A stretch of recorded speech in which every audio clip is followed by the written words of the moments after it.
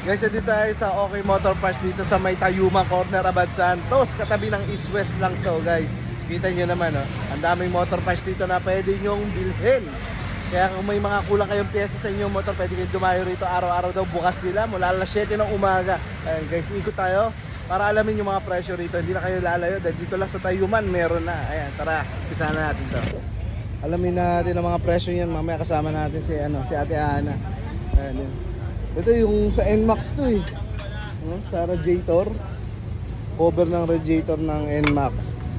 150 yata yan. Mamaya ito yung sa mga step board ng mga Mio. Dami pa ritong mga pyesa. Maaga pa lang, ang dami na kaagad tao. So pwede kayong bumisita rito. Araw-araw daw bukas sila. So yung mga maayos meron din sa loob. Dito mas mura. Nilatag nyo. Dito sa Ukay. Ukay. Mas mura sa Ukay. 50 lang yung mga cover, oh.